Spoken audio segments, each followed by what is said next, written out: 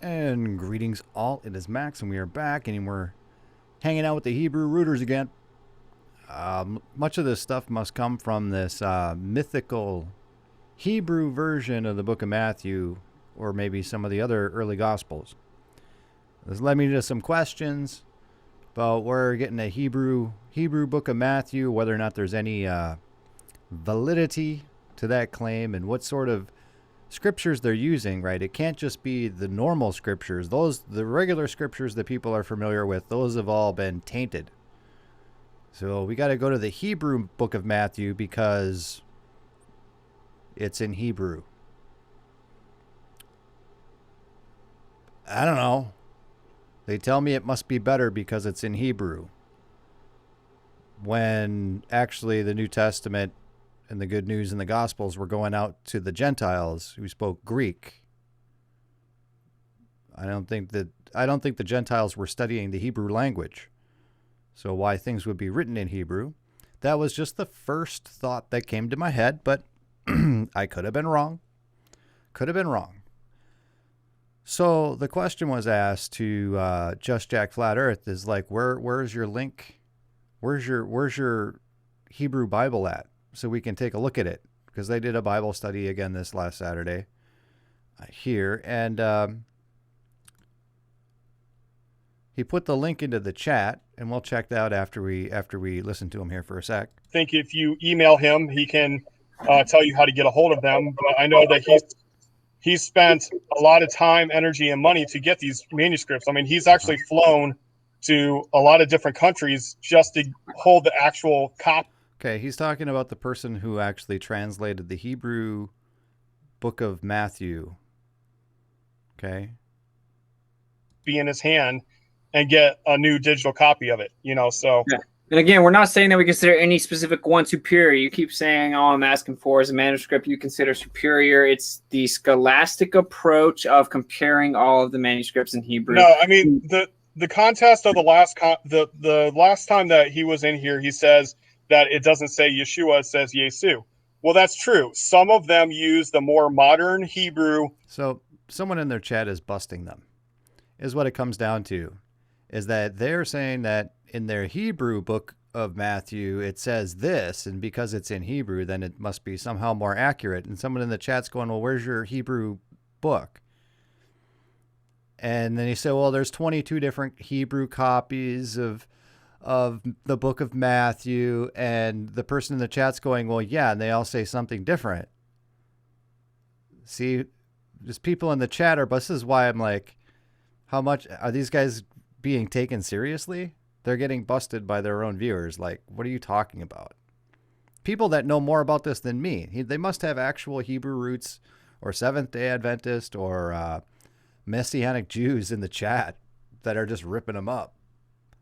Abbreviated Yesu, but there are some that still preserve Yeshua with the ion on the end, and that one that he photocopied for 18 by 24 little printout thing, it says it right there. You can actually zoom in on it right there on that page.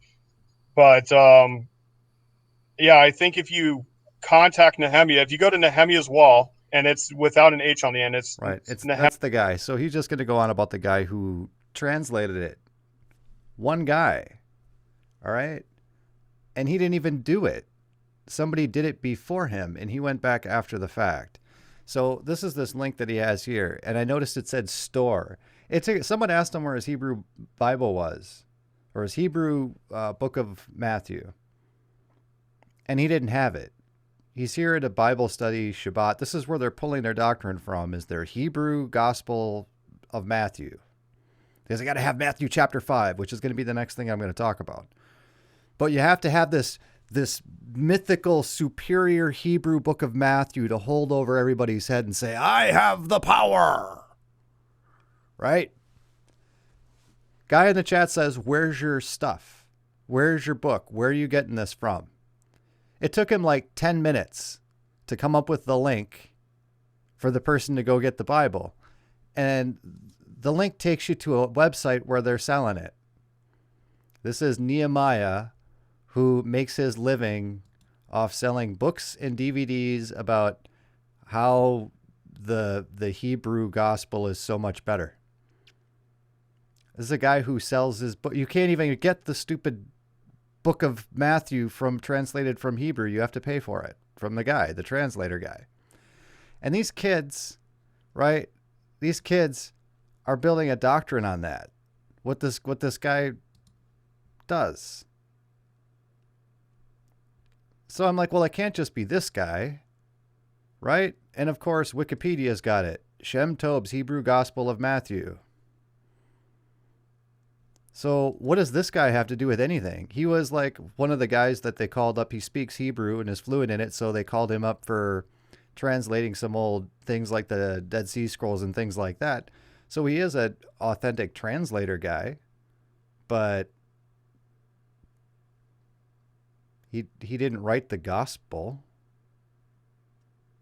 He's just a dude who translated the Hebrew version of Mathew into what he thought it should be. Didn't the King James translators do that already? On the About page.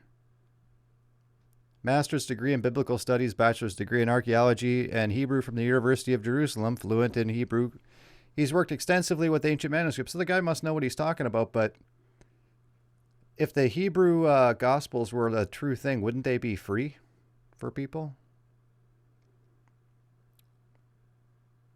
And how is a Hebrew translation from one guy going to trump a translation that comes out of Greek that we date actually back to 1st century when these guys were walking around? And we look at the Wikipedia article on this. It says Shem Tom ben Isaac was the author of the anti-Christian religious treatise, The Touchstone, completed in 1380, revised in 1385 and 1400. Often referred to as the logic of Shem Tob, it argues against the belief that Jesus is God. It also argues against attributing the role of Messiah to Jesus. For this reason, Shem Tom's Hebrew of the Gospel of Mathew, which is included in his work, is considered the oldest surviving text of a New Testament book in Hebrew. In 1987, George Howard said that the translation of the Gospel of Mathew and Shem Tob's work long predates the 14th century and may better represent the original text. His view was rejected by everybody else. So they're saying because it's in Hebrew, it's older. And so it goes in here, all of these things that they're talking about with the name of the Lord is changed and what it is in here, but this thing actually, dates back to like right before like the KJV or 1400s-ish or something like that, 1300s, 1400s. And there's only 23 texts. There's only 22, 23 texts, and they all say something a little bit different, as though somebody who didn't speak Greek translated it to Hebrew for Jewish people who didn't speak Greek. Right? Because you go over here. Sorry, I have a lot of tabs up and going through this stuff. We go here. This is Bible Archaeology Report, the earliest New Testament manuscripts. And it goes through where they're finding these fragments and why they date them when they do. Late 50s, early 60s. Scholars date the writing of Matthew's Gospel to the late 50s or early 60s in the 1st century. That predates 1300 or 1400 or whenever they say these other ones are from. And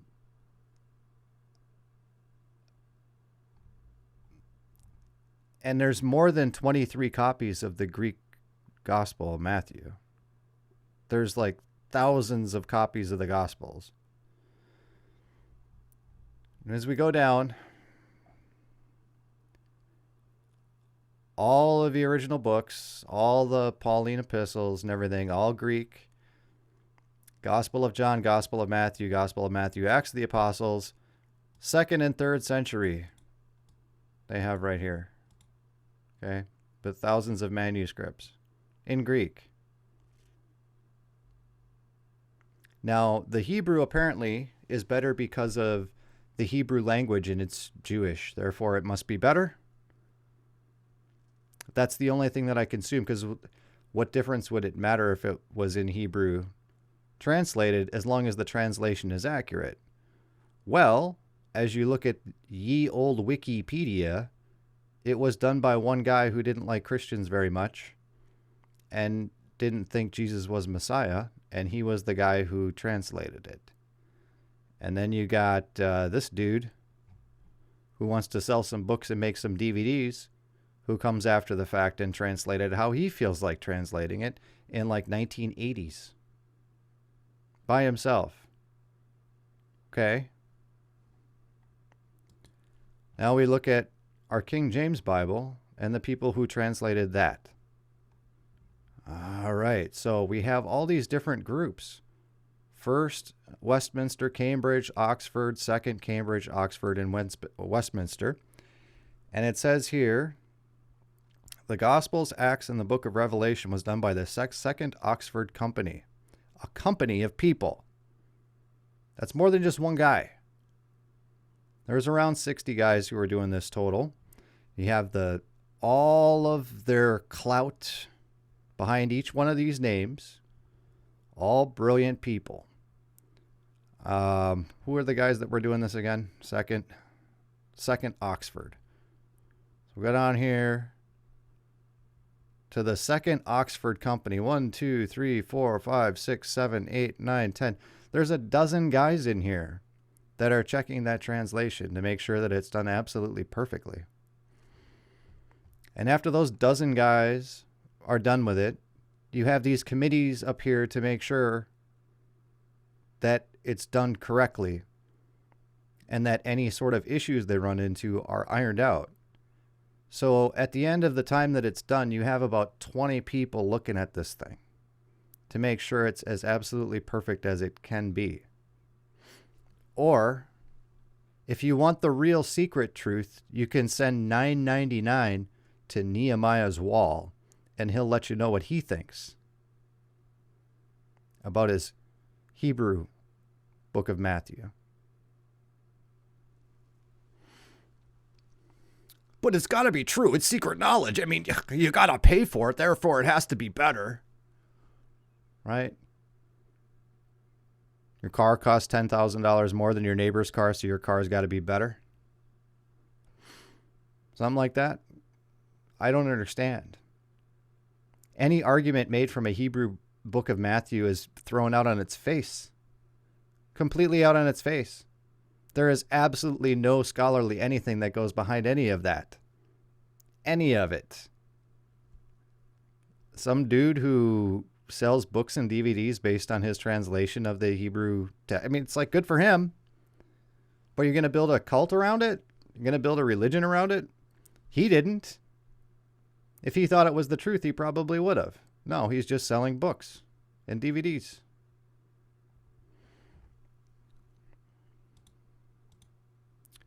Yeah, the Shem Tob's Hebrew Gospel of Mathew. Hey, you know, if that's what people want to run with, I really thought there was maybe a little bit more to it. Maybe unlike the Messianic Jews, they had something, right? But no, they don't. It is pretty much as I thought, is that everything was written in Greek originally. And then you got some Hebrews who wanted to read it, and they wanted a copy of it in Hebrew. So somebody read it aloud or something, and somebody copied it down in Hebrew. Hence, they date much older, and they're not quite exactly the same, and there's different. They have 20 manuscripts that are different.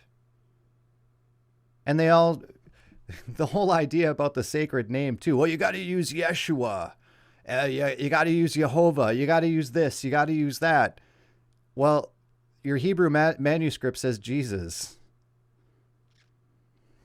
or the Hebrew equivalent of it. And that's what he was. That's what he even said. The guy who was attacking him a little bit. So the whole idea of this secret gospel, and this is the real truth is just one of these things you get wrapped up into when you think everything out there is a conspiracy.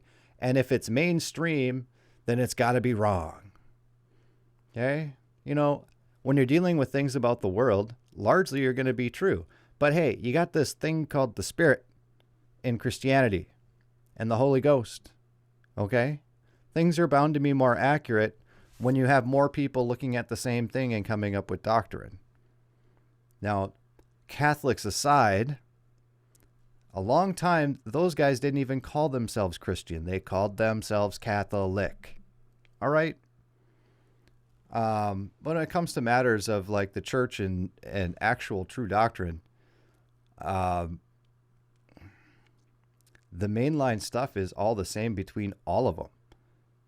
Especially the saved by faith part, which is the thing the Hebrew rooter guys just don't seem to get. They like to say it. Oh, saved by faith. Yeah, we're saved by faith. Go to work. Go. Stay home on Saturday, and no eating pork, and no premarital sex, and no whatever else they come up with. All the things they think they can keep. You know. Oh yeah, but saved by faith. Saved by faith. Well, what if I don't stay home on Saturday?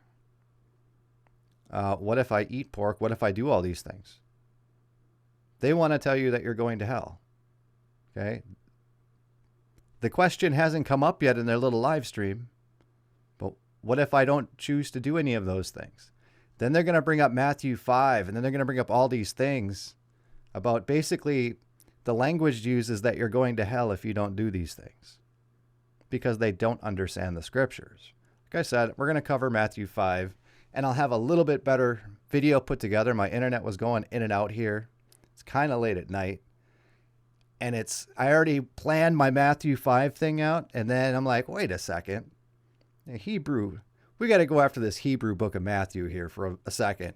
Now I got 40 pages up on my screen and it's hard to sift through. But for anybody who's curious, here's your Hebrew Gospel of Mathew written by somebody who wasn't a big fan of Christianity, who translated that Hebrew book of Mathew. And then you have this other guy who came along later and translated it again so he could sell DVDs and translation books. Okay.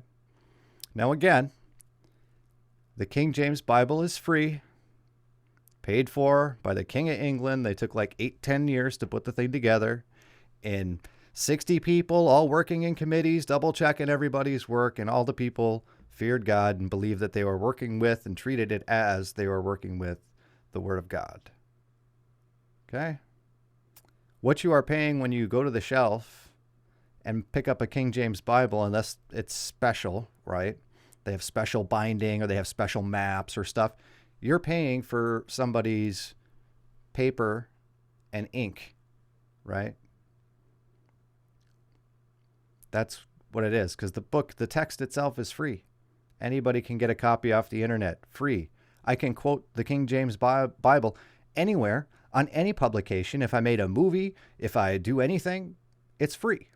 You can't say that about any other version of the Bible. Especially not